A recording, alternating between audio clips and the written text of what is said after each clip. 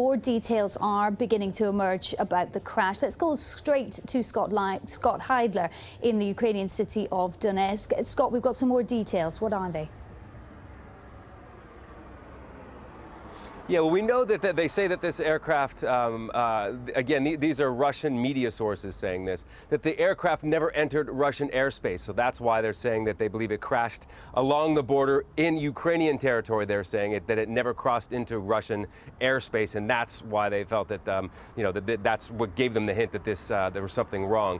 Now, we know that, again, this is not verified. Malaysian Airlines hasn't come out. There's nothing on their website right now. So there's no official word from the airline now confirming what kind of aircraft, confirming which flight number it is, but those reports are saying it was a Boeing 777 aircraft flying from Amsterdam to Kuala Lumpur. Coming over this part of the world, it would be at altitude, so the highest point, most likely the highest point of its flight. It stays on that, obviously, for quite some time when it's going, in these jet streams.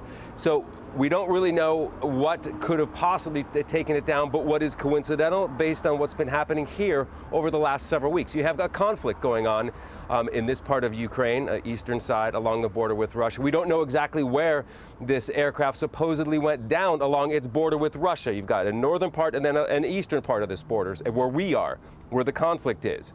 So them just saying it's close to the Russian border, it's vast. So it doesn't necessarily mean it's over here.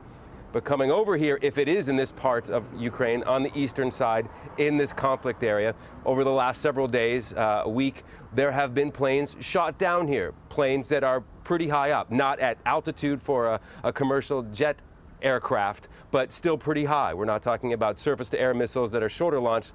We're talking about evidence of aircraft being brought down at 6,500 meters. That's not cruising altitude for a commercial airliner, but it is up there. So that's something, obviously, that there's so much concern about. We're working our sources to try to get some kind of information from the Ukrainian Civil Aviation Department. Haven't gotten anything back from them yet, but one thing, you really just need to keep that in the back of your mind. It could be amazingly coincidental. It's not confirmed, but that there have been aircraft shot down in this part of the world. Could these be connected? That is still left to be determined. But right now, information coming out very slowly. Again, not confirmed by Malaysian airline officials in Kuala Lumpur. That's yet to come. But right now, also here, Ukrainian officials have not commented on it. Only right now, the only real source right now is coming from Russia, and that's a civil aviation expert who said that it didn't enter Russian airspace when it should have.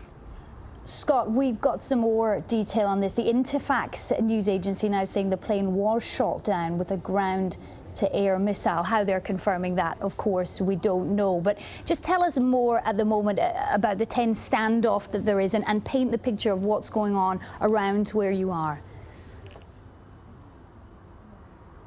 Sure, yeah. Over the last couple of days, we've had a couple of aircraft shot down, Ukrainian military aircraft that Ukraine has blamed Russia for, because the separatist fighters who have been battling with Ukrainian forces here in eastern Ukraine don't have the sophisticated weapons that could do something like this. And we're talking about these fighter jets that have been brought down over the last several days here in Ukraine.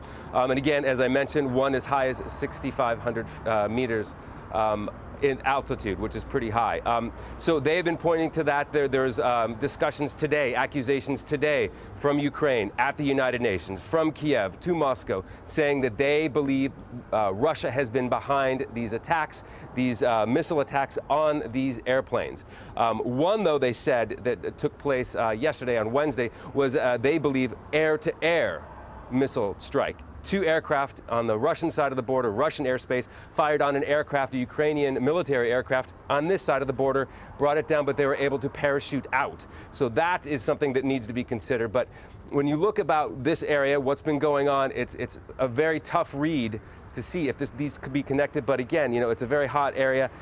For them to be able to make those connections that this was in fact shot down, what the Interfax is saying, that is something that we really need to kind of look through. And we're also hearing that confirmed by civilians in the area that there is an aircraft that is down, confirmed to us, to Al Jazeera. So obviously this is going to be investigated.